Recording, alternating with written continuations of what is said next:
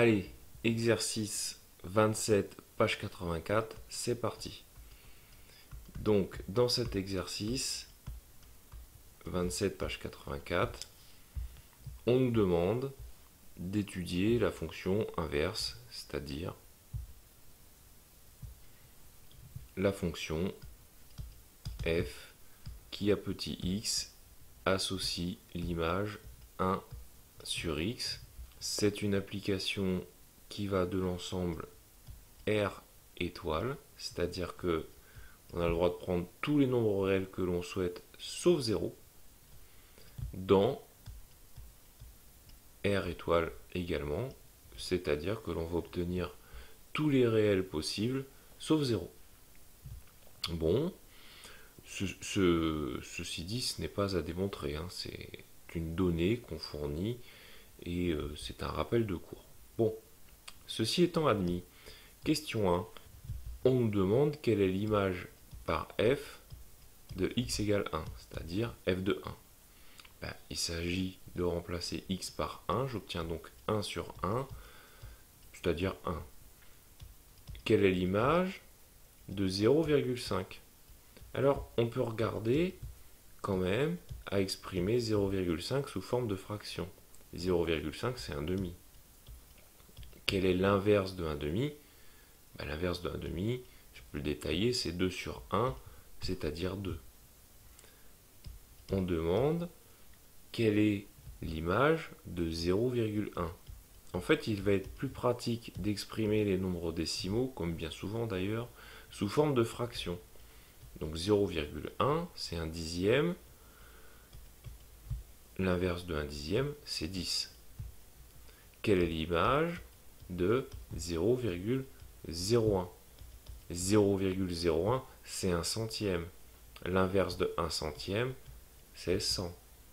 Et puis on nous demande quelle est l'image de 0,001. Mais 0,001, c'est 1 millième. L'inverse de 1 millième, c'est 1000. Finalement, dans le petit b, on nous demande vers quelle valeur semble se rapprocher f de x lorsque x se rapproche de 0. Alors la question est un petit peu ambiguë dans le livre. Il faut faire attention à ce qu'on raconte. X peut se rapprocher de 0, mais il y a deux façons de se rapprocher de 0 finalement. Jusqu'à maintenant, on s'est rapproché de 0 par valeur positive, c'est-à-dire lorsque x est positif. Bon, c'est un résultat de cours, mais on peut encore faire la conjecture. J'observe que pour x égale 1, l'image c'est 1. Et puis, au fur et à mesure que x se rapproche de 0, et je remarque que les images, elles, augmentent. Hein, vous voyez, à chaque fois, plus on se rapproche de 0, plus les images augmentent.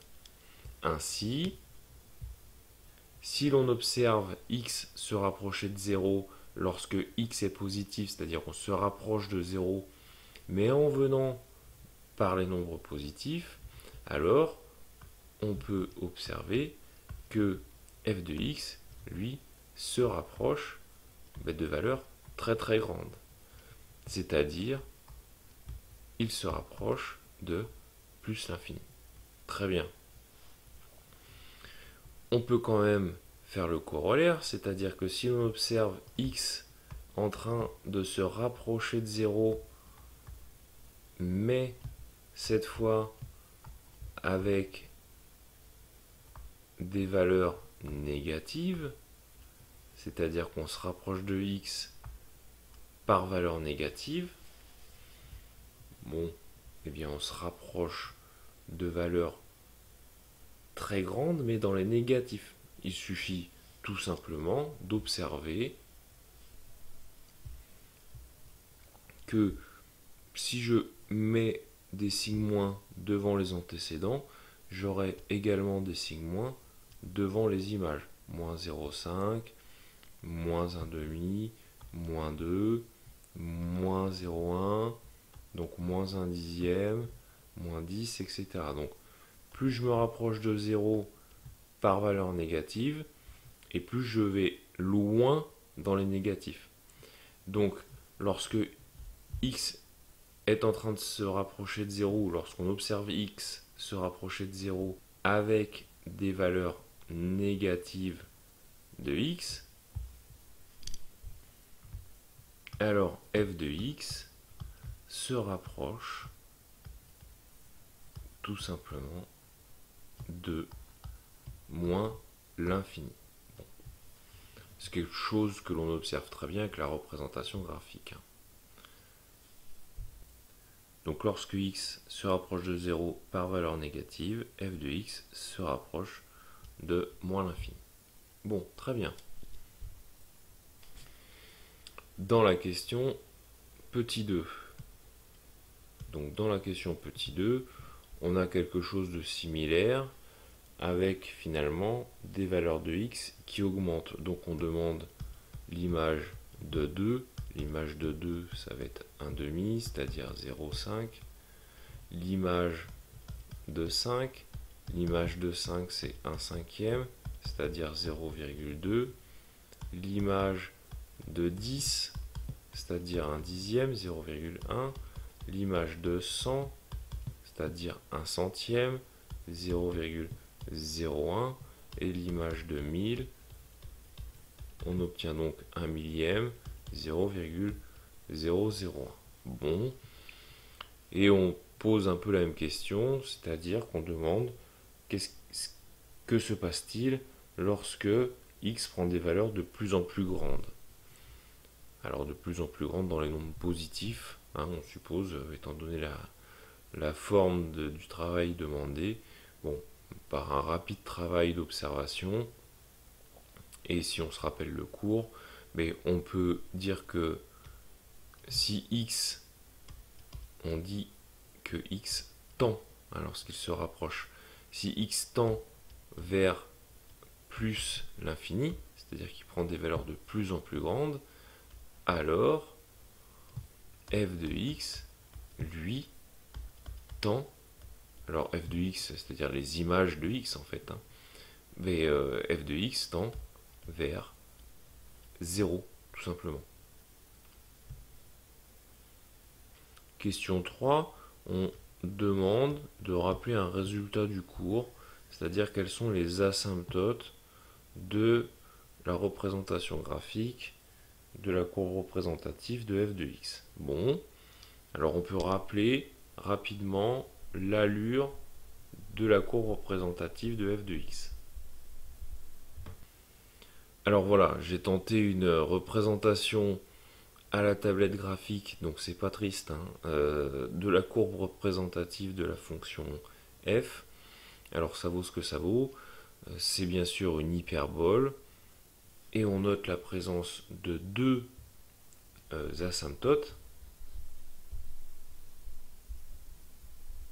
Alors les asymptotes, on rappelle, hein, ce sont les droites sur lesquelles viennent se coller la courbe représentative de la fonction pour des valeurs données de x.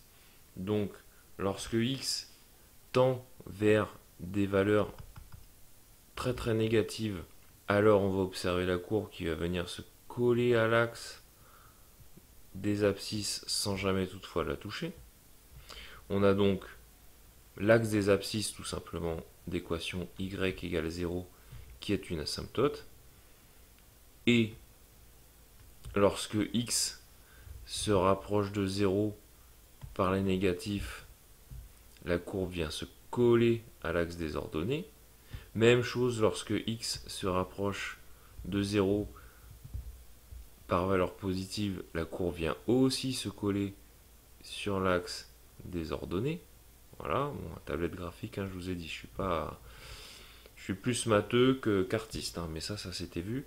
Donc la deuxième asymptote, c'est x égale à 0, puisque c'est l'équation de l'axe des ordonnées. Donc deux asymptotes, y égale à 0, donc l'axe des abscisses, et l'axe des ordonnées d'équation x égale à 0.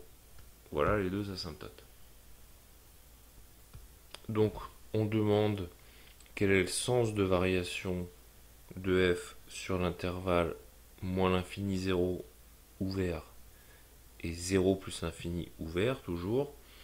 Bon, bah, très simplement, hein, je viens de dessiner la courbe, donc on va dire que sur les deux intervalles, hein, c'est-à-dire que finalement sur moins l'infini 0 et sur les 0 plus l'infini, bah, tout simplement f est strictement croissante. Strictement décroissante. Vous aviez corrigé avant moi, est strictement décroissante. Voilà. Bon, très bien. Bon, c'est un rappel de cours. Et puis on nous propose dans la question 5 deux courbes représentatives de fonctions et on demande laquelle est représentative de la fonction inverse. Bon, effectivement, c'est la deuxième. De toute façon, j'ai dessiné juste avant. Voilà, la correction de cet exercice est terminée.